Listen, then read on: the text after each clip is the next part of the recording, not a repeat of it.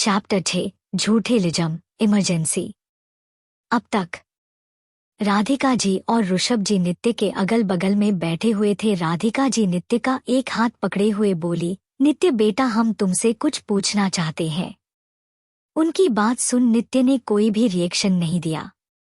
राधिका जी अपनी बात को आगे करते हुए बोली, बेटा, जैसा कि तुम्हें हमने बताया था कि जब तुम चोरी हो गई थी तब मेरी हालत कुछ सही नहीं थी, जिस कारण तुम्हारे डैड ने और मैंने स्नेहा को अडॉप्ट कर लिया था। तब से स्नेहा हमारे साथ इस घर में रह रही है। हमने उसे कभी भी ये महसूस नहीं होने दिया कि वो एक एडॉप्टेड बेटी है इस घर की। अगर तुम बुरा ना मानो तो क्या हम स्नेहा को इस घर में रहने दें? उनकी बात सुन नित्य बोली, मॉम डैड, मुझे इससे कोई प्रॉब्लम नहीं है।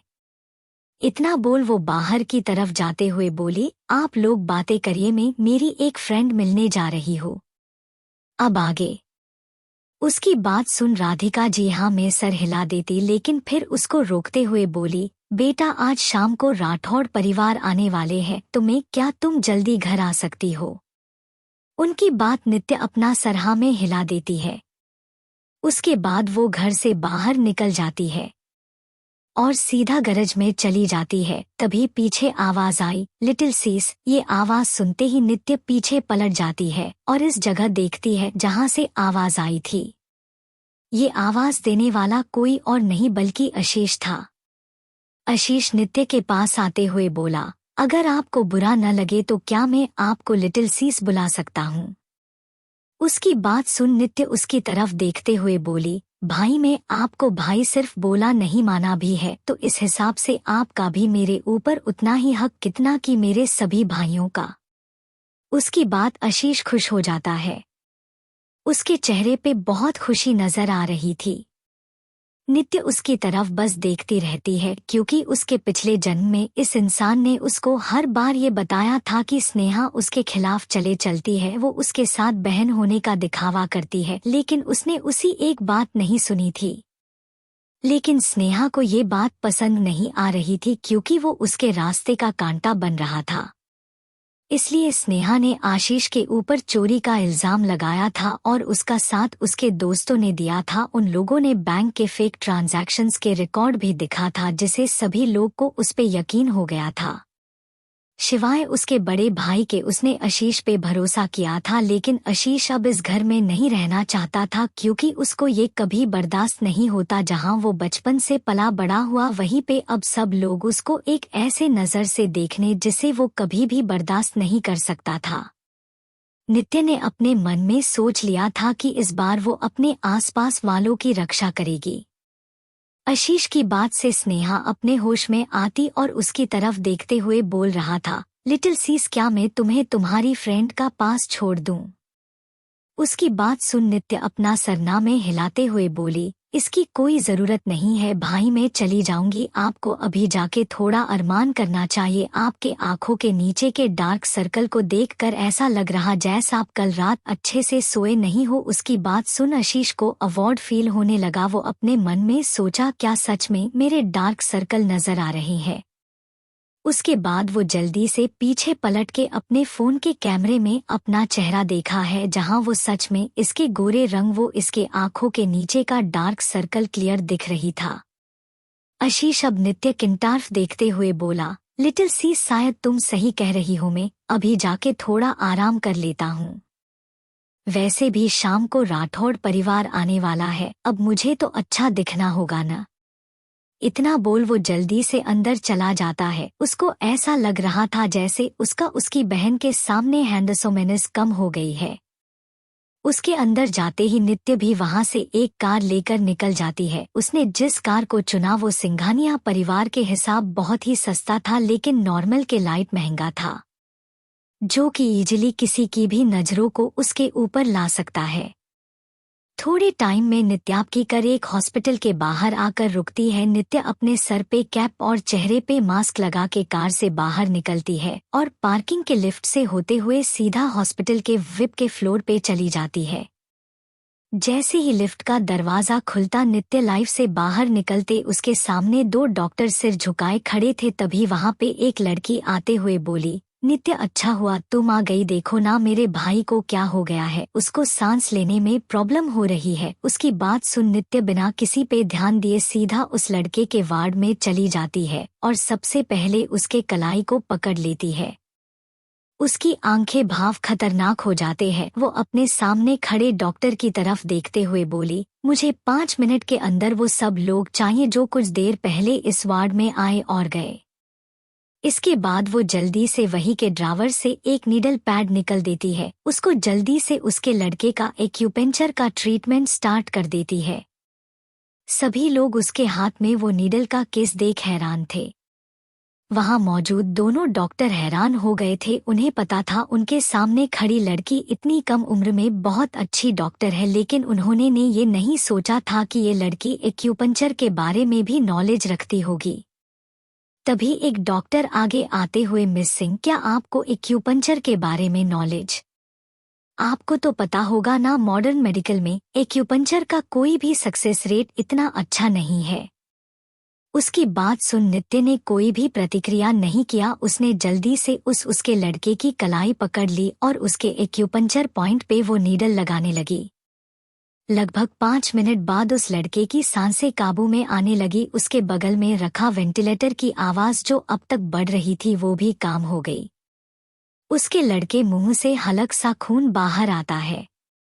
वहीं मौजूद दोनों डॉक्टर हैरानी से कभी वेंटिलेटर को देखता तो कभी नित्य को, क्योंकि नित्य के एक्यूपंक्चर से उस लड़के की कंडीशन में फिर से सुधार आने लगता है। वो लड़की वार्ड के बाहर से अपने आंखों में आंसू लिए बस बेड पे लेट अपने भाई को देख रही थी। इस वक्त उसके नित्य में अपना बागवान नजर आ रहा था। उस लड़के की ट्रीटमेंट के बाद नित्य वार्ड से बाहर आती तभी वो लड़की नित्य के पास आते हुए बोली, नित्य मेरा भाई कैसा है? उसका सवाल सुन नित्या बिस्को तरफ देखते हुए बोली, तुम चिंता मत करो, अभी वो ठीक है। लगता है उसके लिए जो खाना आया था उसमें किसी ने मिर्ची ज्यादा डाल दिया था जो कि उसके हेल्थ के लिए अच्छा नहीं था। उसकी बात सुन वो लड़की अपना सर हाँ में हिला देती है। नित्य उसके चेहरे पे अभी भी परेशानी देख सकती थी, इसलिए उसने उसको कंफर्ट करते हुए बोली, पायल तुम चिंता मत करो, आज जो उसकी सर्जरी होने वाली हम उसे कुछ दिन के पोस्टपोन करना होगा, क्योंकि आज के उसकी हालत के बाद उसको थोड़ा रिकवर करना होगा। उसकी बात सुन पायल बोली, पता नहीं नित्य मेरा भाई कब ठीक होगा, कब मैं उसकी पहले की खुश देख पाऊंगी। माँ बाबा के बाद एक वो ही तो इस दुनिया में मेरा है। ये लड़की है Payal Mehra. Mehra group of company की प्रिंसेस। कुछ महीने पहले ही इनके मॉम डैड का एक कार एक्सीडेंट में डेथ हो जाती है। नित्य और पायल दोनों बचपन की स्कूल फ्रेंड के साथ साथ बेस्ट फ्रेंड भी। पायल बचपन से बहुत ही चुलबुली और नटखट रही है। इन्हें का एक फंडा, बिना गलती की में किसी के बाप की नहीं सुनती। इन्हें अपनी लाइफ खुल एक जीना पसंद, लेकिन अपने मॉम डैड को खोने के इनके पास इनका भाई बचा था। लेकिन एक हफ्ते पहले उसका भी किसी के गाड़ी से एक्सीडेंट हो जाता है, जिसे उसे बहुत बुरी तरह से इंजरी होती है जो कि इसके सर पे लगी होती है, जिसका सर्जरी करना बहुत जरूरी हो गया था। To be continued. Chapter 7, cafe में तमाशा। ये लड़की है Payal Mehra. Mehra group of company की प्रिंसेस। कुछ महीने पहले ही इनके मॉम डैड का एक कार एक्सीडेंट में डेथ हो जाती है। नित्य और पायल दोनों बचपन की स्कूल फ्रेंड के साथ साथ बेस्ट फ्रेंड भी। पायल बचपन से बहुत ही चुलबुली और नटखट रही है। इन्हें का एक फंडा, बिना गलती की में किसी के बाप की नहीं सुनती। इन्हें अपनी लाइफ खुल एक जीना पसंद, लेकिन अपने मॉम डैड को खोने के इनके पास इनका भाई बचा था। लेकिन एक हफ्ते पहले उसका भी किसी के गाड़ी से एक्सीडेंट हो जाता है, जिसे उसे बहुत बुरी तरह से इंजरी होती है जो कि इसके सर पे लगी होती है, जिसका सर्जरी करना बहुत जरूरी हो गया था। अब आगे पायल और नित्य हॉस्पिटल से निकलकर एक कॉफी शॉप में चले जाते, जहां पे वो लोग कुछ देर बातें करते हैं और वहां से निकलने को ही होते कि तभी उन्हें पीछे से किसी का आवाज आती है। पायल पायल अपना नाम सुनते ही पीछे पलट के देखती है, जहां पे 3 लड़कियां खड़ी होती है। वही उन लड़की के बीच में एक लड़के जिसके घुंघराले बाल थे, व्हाइट क्रॉप टॉप के नीच ब्लू डेनियम जीन्स पहने खड़ी थी। उसके चेहरे पे एटीट्यूड झलक रही थी। वो लड़की चलते हुए सीधा ही नित्य और पायल के सामने खड़ी हो गई। उसके हाथ में इस वक्त एक कॉफी का कप था। वो लड़की पायल की तरफ देखते हुए बोली, तुम यहाँ पे क्या रही हो? क्या तुम्हें पता भी यहाँ पे एक गिलास पानी का खर्चा तुम्हारी औकात से बाहर है? जहाँ तक मुझे पता है अब तुम तो मेहरा ग्रुप की कोई प्रिंसेस तो हो नहीं। तुम्हारा माँ और बाप के मरने के बाद अब तुम्हारी औकात किसी बिखरी से कम नहीं है। अब मेहरा ग्रुप की प्रिंसेस में हूँ, मिसिका मेहरा। अब हमारे अच्छे दिन शुरू हो गया, तुम्हारे बुरे दिन। देखो तो सिर्फ 1 महीने में तुम्हारी क्या हालत हो गई कि अब तुम यहाँ पे वेट्रेस की जॉब कर रही हो।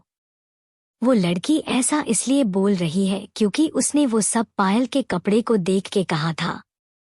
पहले भी पायल इस टाइप के कपड़े ही ज्यादा पहनती थी, लेकिन हर बार उसके कपड़ों पे उस ब्रांड का लोगो होता था। लेकिन इस वक्त पायल ने सिंपल सा जीन्स और टॉप पहना था। उसके गले में एक स्कार्फ पहना हुआ था। वो कपड़ा देखने में बहुत ही सिंपल था, लेकिन सिर्फ नित्य और पायल ही जानते थे उस कपड़े की कीमत क्या है। पायल उस लड़की की तरफ देखते हुए बोली, समीरा, क्या तुम ये कहना चाहती हो कि किसी और की मेहनत को चुरा के तुम और तुम्हारी फैमिली मजे कर सकती है? शायद तुम भूल गई हो जिस कंपनी के दम पे तुम और तुम्हारी फैमिली इतना उड़ रही है वो मेरे पापा की है, जिसे तुम लोगों ने धोखे से कब्जा कर लिए है। और वैसे भी जिस हिसाब से वो कंपनी पिछले के महीने से चल रही है, न इस हिसाब तुम्हारे डैड इस कंपनी को बैंकरप्ट होने में समय नहीं लगने वाला है।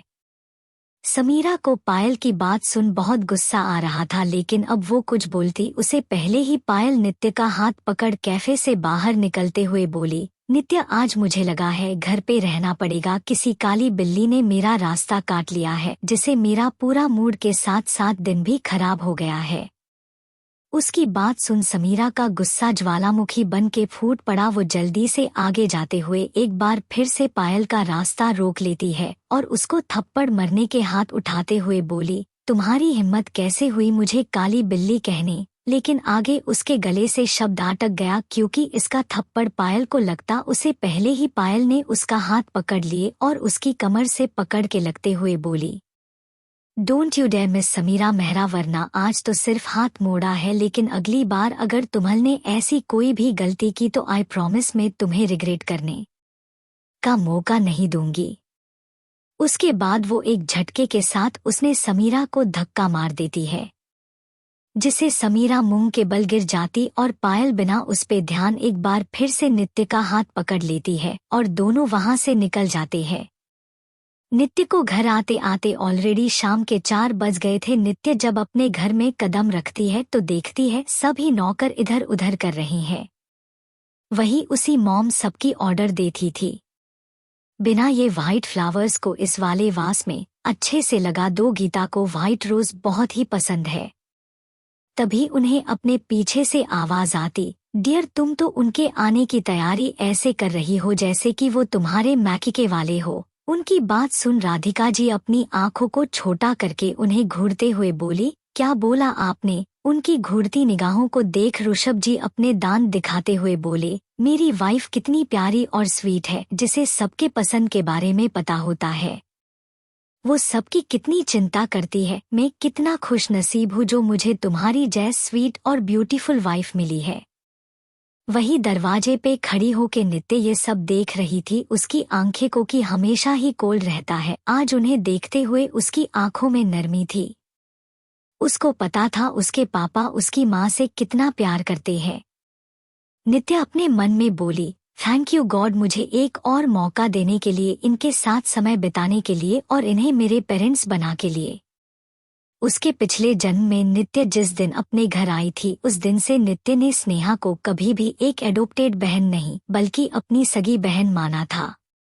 उसकी स्नेहा उसकी सगी बहन जैसी थी। उसने इस रिश्ते को दिल से निभाया था, लेकिन स्नेहा ने हमेशा से ही उसको इनसिक्योरिटी नजरों से देखा था, जिस कारण जब भी घर पे कोई मेहमान उससे मिलने आने वाले होते तो कोई ना कोई बहाना बना के नित्य को घर से बाहर भुला लेती और खुद घर पे होती थी। जिसे घर आए मेहमान की नज़रों में नित्य का इमेज बहुत खराब हो गया था। तो वही स्नेहा हमेशा इस बात का ज्यादा उठा के उसके मॉम और डैड के सामने उसके लिए गलत बात बोलती थी। हल्की वो लोग उस पे ज्यादा रिएक्ट नहीं करते थे, लेकिन फिर भी उन्हें उसकी बात को सुन बुरा लगता था। लेकिन उसके पेरेंट्स ने कभी भी उसको इस बात के बारे में पता नहीं चलने दिया था, जिस कारण उसको कभी स्नेहा के चालों के बारे में पता नहीं चला था। इसलिए नित्य ने ये सोच लिया था कि इस जन्म में वो स्नेहा के किसी भी तरीके के जाल और बात में नहीं आएगी, और साथ उसको उसके किए स्वाद भी चखाएगी। वो अभी अपनी सोच में घूम थी कि तभी उसको ऋषभ जी और राधिका जी की आवाज आई, जो नित्य को अपने पास बुला रही थी। उनकी आवाज सुन नित्य ने अपने एक्सप्रेशन पे काबू करते हुए राधिका जी के पास गई तो राधिका जी उसका हाथ पकड़ अपने बगल बैठा देती है और एक सर्वेंट को अपने पास बुलाती। फिर वो नित्य की तरफ देखते हुए बोली, बेटा तुम्हारा फेवरेट स्नैक कौन सा है? उनका सवाल सुन नित्य ने एक वार्म स्माइल के साथ बोली, जो भी मुझे चलेगा, मैं ज्यादा पिकी नहीं हो। नित्य की बात सुन राधिका जी ने जल्दी से सर्वेंट को ऑर्डर देते हुए बोली, जाओ और जल्दी से हमारी प्यारी बेटी के लिए इवनिंग स्नैक लेकर आओ। उनकी का ऑर्डर सुन वो सर्वेंट वहां से चला जाता है। उसके जाते ही राधिका जी नित्य का हाथ पकड़ते हुए बोली, बेटा आज का दिन तुम्हारा कैसा था? उनका सवाल सुन नित्य बोली, बहुत अच्छा था। तभी ऋषभ जी ने नित्य से बात की आगे बढ़ते हुए बोले, बेटा इस साल तुमने अपने हाई स्कूल का एग्जाम दिया, तो क्या तुमने सोचा है कि तुम अब कौन से यूनिवर्सिटी में एडमिशन लेना चाहती हो? और वैसे भी कुछ दिन में मुंबई के best university Saint Xavier university का एंट्रेंस एग्जाम होने वाला है। क्या तुम ये एग्जाम देना चाहती हो? To be continued. Chapter 8। Sneha ने दिया नित्य को गिफ्ट, उधर दे दो। उसके जाते ही राधिका जी नित्य का हाथ पकड़ते हुए बोली, बेटा आज का दिन तुम्हारा कैसा था? उनका सवाल सुन नित्य बोली, बहुत अच्छा था। तभी ऋषभ जी ने नित्य से बात की आगे बढ़ते हुए बोले, बेटा इस साल तुमने अपने हाई स्कूल का एग्जाम दिया, तो क्या तुमने सोचा है कि तुम अब कौन से यूनिवर्सिटी में एडमिशन लेना चाहती हो? और वैसे भी कुछ दिन में मुंबई के best university Saint Xavier university का एंट्रेंस एग्जाम होने वाला है। क्या तुम ये एग्जाम देना चाहती हो? अब आगे अगर तुम चाहो तो हम तुम्हारा एडमिशन ऐसे भी करवा सकते हैं। तुम्हें एंट्रेंस एग्जाम देने कोई जरूरत नहीं है। मैं नहीं चाहता कि तुम ज्यादा एग्जाम की तैयारी करो। उनकी बात सुन नित्य कॉम्प्लीटली स्पीचलेस हो चुकी थी। अभी वो लोग डिस्कस कर ही रहे थे कि तभी नित्य को चाशनी से भी मीठी आवाज सुनी दी, जिसे सुन नित्य को लगा कि अभी उसे डायबिटीज की बीमारी हो जाएगी। वो अपना सर घुमा के उस तरफ देखती है जहां पे इस वक्त स्नेहा हाथों में एक बॉक्स लेकर खड़ी थी। राधिका जी और ऋषभ जी स्नेहा की तरफ देखते हुए बोले, स्नेहा आओ बैठो हमारे साथ। स्नेहा एक नजर राधिका जी और ऋषभ जी के बीच में बैठी नित्य को देखती है। उसकी आंखों में नित्य अपने लिए घृणा साफ दिख सकती थी, इसलिए वो अपनी जगह से खड़ी होते हुए बोली, मॉम डैड मैं अभी बाहर से आई हूँ, मेरे ख्याल से मुझे पहले शॉवर ले लेना चाहिए। नित्य की बात सुन राधिका जी बोली, ठीक है बेटा जाओ, जाकर शॉवर ले लो, उसके बाद हम बात करते हैं। वहीं नित्य को जाते देख स्नेहा जल्दी से उसके सामने आते हुए बोली, बहन मैं जब मुझे पता चला कि तुम इस घर में वापस आने वाली हो तो मैं उस वक्त तुम्हारे लिए कोई भी गिफ्ट अरेंज नहीं कर पाई थी, इसलिए मैं अभी आपके लिए ये गिफ्ट लेकर आई हूँ। इतना बोलकर को अपने हाथ में पकड़े गिफ्ट बॉक्स को नित्य के आगे कर देती है और बोली, मैं चाहती हूँ कि अभी जब राठौड़ परिवार हमारे यहाँ पे डिनर के लिए आए तो आप इस कपड़े को पहन कर आए। ये सब बोलते वक्त उसकी आंखों में चमक और होठों पे स्माइल थी, जो कि नित्य के सिंपल तो बिल्कुल नहीं थी। नित्य ने उसके हाथ गिफ्ट बॉक्स को एक्सेप्ट कर लेती है, फिर लिफ्ट जी तरफ जाने लगती है, लेकिन एक बार स्नेहा उसको रोक लेती है और फिर नित्य की तरफ देखते हुए बोली, बहन क्या तुम मुझे अपना फोन नंबर दे सकती हो? उसकी बात सुन और उसके एक्शन देख नित्य अब इरिटेट हो रही थी, लेकिन फिर भी खुद पे काबू रखते हुए अपने फोन नंबर एक्सचेंज कर लेते हैं। वही स्नेहा अब राधिका जी और ऋषभ जी के पास आते हुए बैठ जाती है और उनसे बातें करने लगती है। लेकिन फिर थोड़ी ही देर में राधिका जी वहां से उठे हुए बोली, स्नेहा तुम अपने डैड से बातें करो, मुझे थोड़ा तैयारी करनी है। उनकी बात सुन स्नेहा ना चाहते हुए भी अपना सर हाँ में हिलाते हुए बोली, मॉम आप जाए, मुझे पता है आज आपके पास ज्यादा टाइम नहीं होगा। उसकी बात सुन राधिका जी उसके सर पे हाथ फेरते हुए चली जाती है।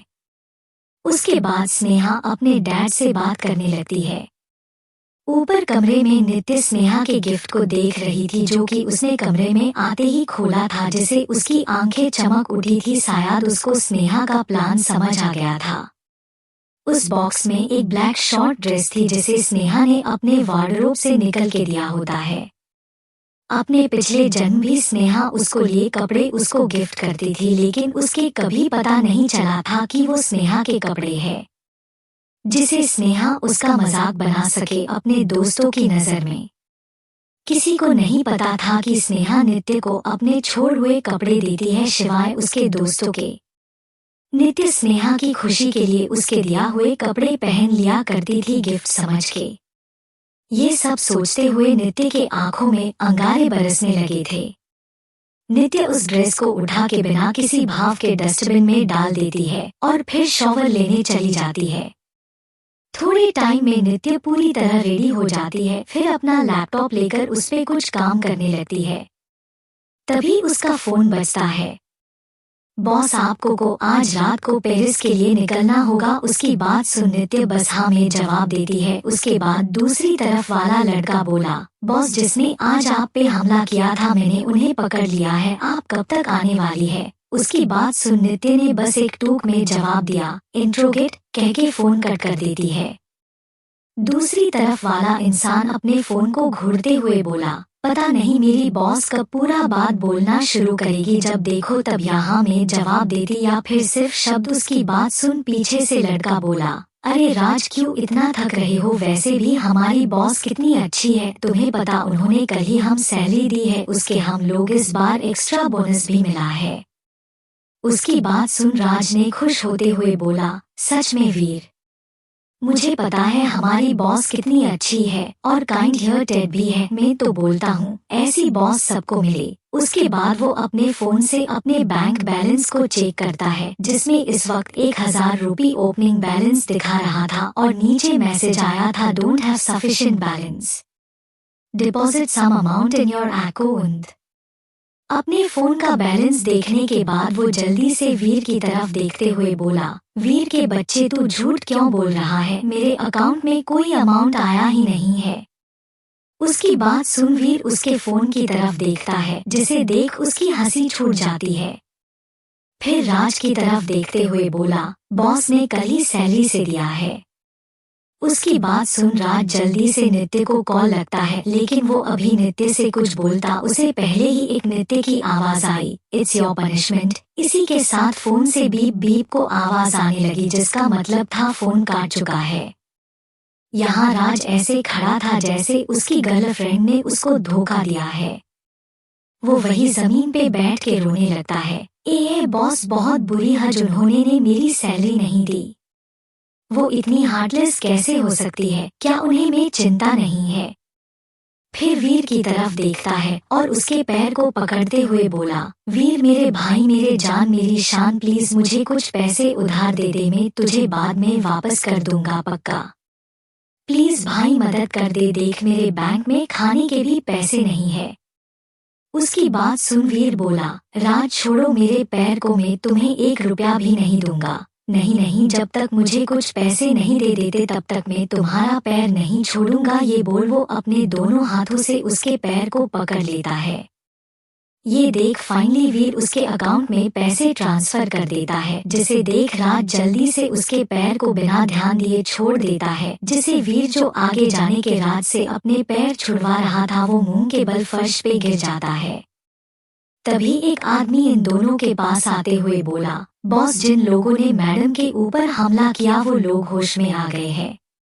उनका बात सुन राज और वीर जो अब तक बच्चों जैसे हरकत कर रहे था, वो लोग का चेहरा एकदम सीरियस हो जाता है और वो लोग सीधा वहां से एक बेसमेंट की तरफ चले जाते हैं। To be continued. चैप्टर 9 मजबूरी राठौड़ फैमिली। अब आगे। वो दोनों जैसे ही अंदर आते हैं वहां पे कुछ लोगों को बांध के रखा होते हैं। उनके चेहरे पे बहुत से चोट के निशान बने हुए थे। उन लोगों को होश में आते देख राजवीर दोनों पास में रखे चेयर पे बैठ जाते हैं। उनके हाथ में इस वक्त एक चाकू होता है और वो दोनों उसको अपने हाथ में लिए घुमा रहे थे। वैसे राज और वीर दोनों ही जुड़वा भाई है। दोनों की शकल छोड़ के बाकी सारी हरकतें एक जैसी है। इस वक्त दोनों के चेहरे के एक्सप्रेशन बहुत ही खतरनाक थे। राज उन आदमियों की तरफ देखते हुए बोला, चुपचाप जितना सवाल हम पूछे रहे उसका जवाब दो, नहीं तो अभी जितना टॉर्चर किया है उसे भी ज्यादा कर सकते हैं। उनका बात सुन वो आदमी डर जाता है। तभी उसके कान में वीर की आवाज आती है, किसने तुम्हें बॉस को मरने का ऑर्डर दिया था? उनका सवाल सुन वो आदमी डरते हुए अपने सामने बैठे दो लोगों को देखता है जो कि दिखने में हैंडसम लग रहा थे, लेकिन उनके एक्सप्रेशन उन्हें डरा रहे थे। उन लोकल गुंडों के ग्रुप के लीडर का राज और वीर को एक एक नजर देखता है। फिर वो रोते हुए बोला, सर प्लीज अपन को माफ कर दो। अपन लोगों ने सीधे साधे शरीफ चोर है। अपन लोग हमेशा ही चोरी करता है, उसके बाद चोरी का माला बेच देता है।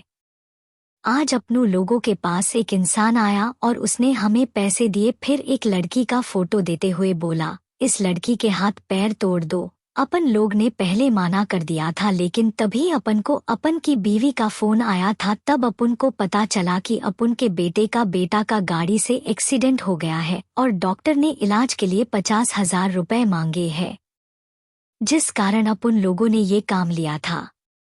आप तो जनता है ना सर, मजबूरी इंसान से कुछ भी करा सकती है। वही अपन के साथ भी हुआ। अपन मजबूर हो गया था और इस काम के लिए मान गया था।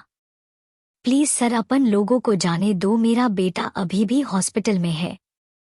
उसकी बात सुन राजवीर उसकी तरफ देखते हैं। फिर एक गहरी सांस लेते हुए बोला, ठीक है हम तुम्हें जाने देंगे, लेकिन पहले ये बातों की जिसने तुम्हें ये काम दिया था वो कौन है? वीर की बात सुन वो लीडर बोला, सर अपन बस इतना बता सकता है। वो कोई औरत थी, उसने महंगे गहने पहने हुए थे, लेकिन उसने अपने चेहरे को छुपा के रखा था। उसने अपन को काम होने के बाद पैसे देने का वादा किया था, लेकिन अब मुझे 1 रुपया भी नहीं मिलेगा। अब अपन कैसे अपने बच्चे को बचाएगा? उसकी साथ वो फिर से रोने लगता है। उसकी ये बात सुन राज उसके बगल में खड़े बॉडीगार्ड को देखता है तो वो अपना सर हाँ में हिला देता है, जैसे बता रहा हो कि ये जो बोल रहा है वो सच है। उसका इशारा देख राज ने गार्ड को उन्हें खोलने का ऑर्डर दे देता है। फिर उन्हें हॉस्पिटल ले जाने को बोल देता है और साथ ये भी इंस्ट्रक्शन देता है कि वो लोग उसके बच्चे का ट्रीटमेंट भी करवा दे। वही वो आदमी राज की बात सुन अपने आंखों में आंसू लिए हाथ जोड़ बोला, सर आपका बहुत बहुत शुक्रिया मेरी मदद करने का, अपन आपका आभारी रहेगा। ये बोल वो बॉडीगार्ड के साथ निकलने लगता है। तभी वीर अपने फोन पे आए हुए नोटिफिकेशन को देखता है, जिसे देख वो उन आदमियों को रोकते हुए बोला, रुको। उसका आवाज ठंडा था, जिसे सुन वो आदमी एक पल के लिए डर जाते हैं। वो लोग पलट के वीर की तरफ देखते हैं तो वीर उनकी तरफ पलटे हुए बोला, क्या हो अगर हम तुम्हें काम दे, क्या तुम लोग ये चोरी चक्कारी का काम छोड़ दोगे? उनका सवाल सुन उन लोगों में से एक आदमी बोला, जी सर अपन ये काम छोड़ देंगे, क्योंकि चोरी चक्करी काम किसी का शौक नहीं होता है, लेकिन जब मजबूरी बढ़ जाए और सब्र खत्म हो जाए तो ऐसे गलत काम करने पड़ते हैं। वैसे अपन लोगों ने भी बचपन में सपना देखा था कि एक मेहनत करेगा और अपना नाम बनेगा, अपन अपनी फैमिली को एक अच्छा लाइफ देगा। लेकिन ये समाज है न, किसी को आगे बढ़ते देख नहीं सकती है। अपन लोग जिस स्कूल में जाते थे वहाँ पे दूसरे बच्चों के माँ बाप ये हंगामा करते थे कि अगर अपन लोग उनके बच्चे के साथ पढ़ेगा तो वो लोग भी हमारी तरह गंदे हो जाएंगे, इसलिए अपन लोग ने पढ़ाई छोड़ दी। लेकिन अगर आप हमें काम दोगे के तो हम पूरी ईमानदारी से करेंगे। उनकी बात को सुन वीर और राज की आंखों के सामने एक फ्लैश आकार गुजर जाता है, लेकिन जल्दी ही वो लोग अपने आप पे काबू रखते हैं। वीर उन आदमियों की तरफ देखते हुए एक कार्ड बढ़ा देता है और बोला, ये कार्ड लो, इसमें दिए गए पते पर जाओ, तुम्हें काम मिल जाएगा और हमारी कंपनी आपके बच्चे के पढ़ाई के खर्चे भी उठाएगी। उनका बात सुन वो सभी आदमी अपना हाथ जोड़ लेते हैं और वहां से निकल जाते हैं। दूसरी तरफ नित्य अपने काम में डूबी हुई थी कि तभी उसके गेट पे नॉक होता है, जिसे सुन नित्य अपनी कोल्ड वॉइस में अंदर आने को बोलती है। एक मैड अंदर आते हुए बोली, मिस नित्य नीचे सब लोग आपको भुला रहे, राठौड़ फैमिली आ चुकी है। उनकी बात सुन नित्य अपना सर हाँ में हिला देती है। फिर अपना लैपटॉप बंद कर वो भी उसे मेड के साथ कमरे से बाहर निकल गई। नित्य जैसे ही नीचे तो देखती है उसके सामने वाले सोफे उसके पेरेंट बेट थे। वही उनके बदल वाले सिंगल सोफे पे स्नेहा अपने होठ पे एक स्माइल लिए बैठी है। वही उसके पेरेंट्स के सोफे के सामने वाले सोफे पे 3 लोग बैठे हुए थे, जिनकी पीठ नित्य की तरफ थी। अरे नहीं, तुम कितनी ब्यूटीफुल और तुम्हारी ये ब्लू आइज तो मुझे हिप्नोटाइज कर रही है। इस आवाज को सुनते सब लोग गेट की तरफ देखते हैं, जहां से इस वक्त एक क्यूट सी उसके उम्र को ही एक लड़की खड़ी है जो कि नित्य को एक लगातार देख रही थी।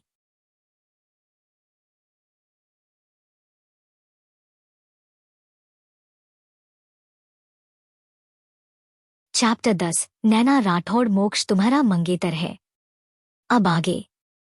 नित्य अपने सामने वाली लड़की को देख हैरान थी, क्योंकि अपने सामने वाली लड़की से वो पिछले जन्म मिल चुकी थी।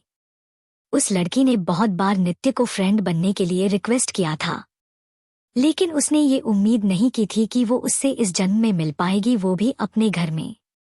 उसके सामने खड़ी लड़की का नाम नैना राठौड़ है। राठौड़ परिवार की प्रिंसेस थी। नित्य ने अपने पिछले जन्म में उसको कुछ गुंडों से बचाया था, जिसके बाद नित्य और नैना बहुत अच्छे दोस्त बन गए थे, जो कि नैना ने उसको रिक्वेस्ट कर परेशान किया था। तब जाके नित्य ने इस फ्रेंडशिप के हाथ बढ़ाया था, क्योंकि नित्य ने नैना का उसे दोस्ती करने का एफर्ट्स को देखा था, जिस वजह से नित्य की उसको फिर से ना करने की हिम्मत नहीं हुई। वैसे भी है, सबको पता है इस दुनिया में सभी रिश्ते हमें गॉड गिफ्टेड होते हैं, फिर चाहे वो भाई का, माँ का हो, पापा का हो, लेकिन सिर्फ एक फ्रेंड का रिश्ता ऐसा होता है जो हम इस दुनिया में खुद बनाते हैं। अगर सही हुआ तो जिंदगी को आबाद कर देती है और गलत हुआ तो बर्बाद कर देती है। इसलिए तरह नैना हमेशा ही उसके स्नेहा के गलत इरादे के बारे में बताया करती थी, लेकिन उसने कभी भी उस पे भरोसा नहीं लिया था।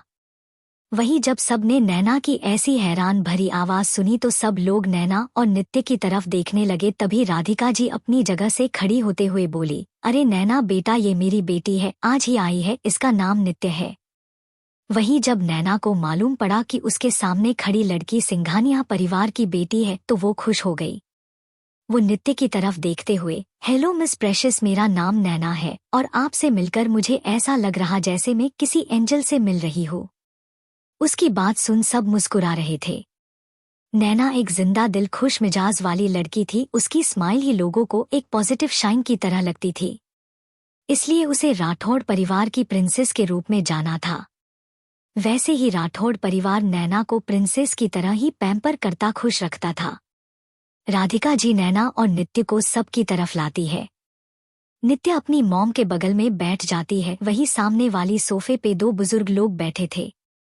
राधिका जी नित्य का उनसे इंट्रो करवाते हुए बोली, बेटा ये है राठौड़ परिवार के हेड और नैना के दादाजी मिस्टर वीर राठौड़। फिर उनके बगल में इशारा करते हुए बोली, ये है नैना की दादी सीता राठौड़। फिर साइड वाले सोफे की तरफ इशारा करते हुए बोली, ये है नैना के बड़े भाई रुद्र राठौड़ और इनसे भी बड़े उनके एक भाई है, वो मोक्ष राठौड़ है, तुम्हारे मंगेतर।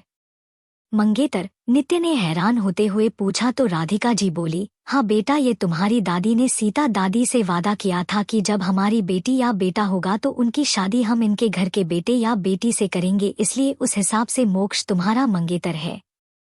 क्योंकि जब अब तुम वापस आ गई हो तो अब हम इस रिश्ते को कंटिन्यू कर सकते हैं। बहुत जल्द हम तुम्हारी सिंघानिया परिवार की बड़ी बेटी के रूप में दुनिया के सामने इंट्रोड्यूस करवा देंगे। नित्य इस बात से ज्यादा हैरान नहीं थी कि मोक्ष का इस जन्म में भी सिंघानिया परिवार में मैरिज फिक्स हुई है, बल्कि इस बात से हैरान है कि उसके पिछले जन्म में स्नेहा ने मोक्ष को अपना मंगेतर बताया था। साथ ही ये भी बता था कि उसकी और मोक्ष की मांगनी बचपन में ही फॉक्स कर दी गई है।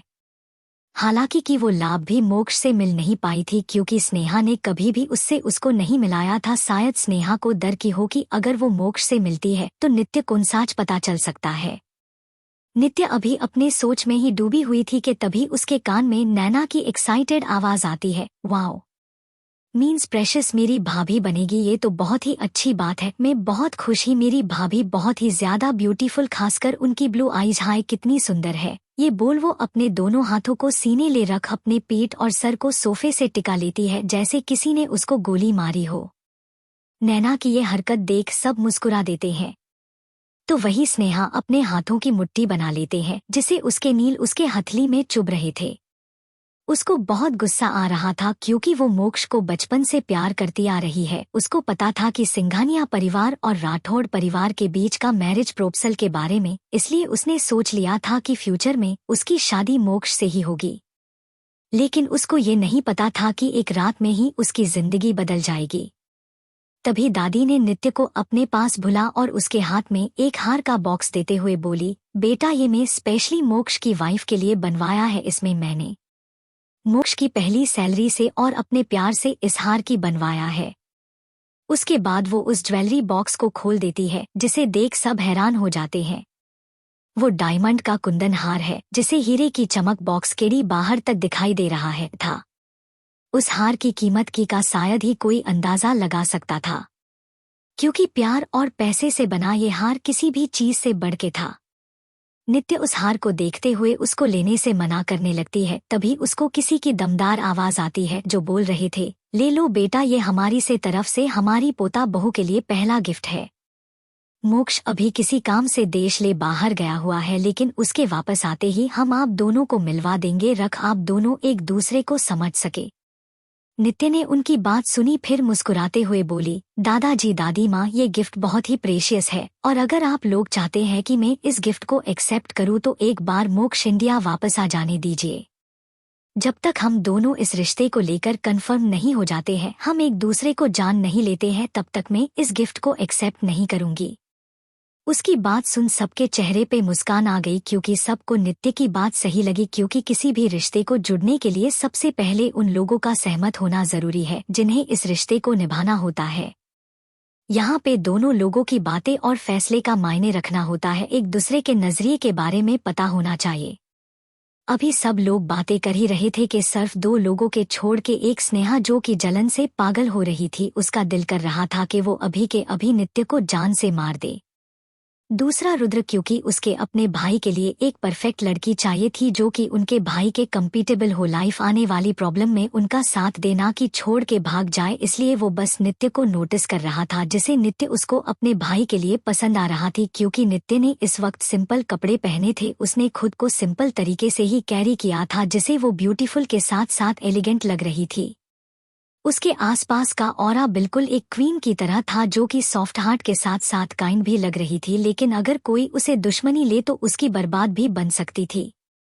तभी एक सर्वेंट उनकी तरफ आते हुए बोला, मैडम खाना तैयार है। उसकी बात सुन राधिका जी सभी की तरफ देखते हुए बोली, चलिए डिनर का समय हो गया है। उनकी बात में सबने हामी भरी और डाइनिंग रूम की तरफ चले गए। थोड़ी टाइम बाद राठौड़ फैमिली एंट्रेंस पे खड़ी थी और नैना की तरफ देख रही थी जो कि नित्य के साथ फोटो लेने में बिजी थी। उसको देख के ऐसा लग रहा था जैसे नित्य कोई बड़ी सेलिब्रिटी है जिसे वो फिर काब नहीं मिल पाएगी। तभी दादी जी नैना को आवाज देते हुई बोली, प्रिंसेस चलो, वो अब तुम्हारी होने वाली भाभी है, इनसे फिर मिल लेना। उनकी बात सुन नैना अपना सरहा में देती है, फिर वो लोग नित्य को बाय बोल वहां से निकल जाते हैं। वही कार में नैना अपनी और नित्य की फोटो किसी को सेंड कर देती है। दूसरी तरफ एक ऑफिस में एक लड़का सीईओ ऑफिस में कुछ काम कर रहा था। अचानक ही उसके फोन पे कंटिन्यू कुछ नोटिफिकेशन आना शुरू हो गए, जिसे सुन उस लड़की बोहे आपसे में सिकुड़ गई थी। वो लड़का अपना फोन चेक करता है जिसपे प्रोसेस के नाम से बहुत सारे फोटो आए हुए थे।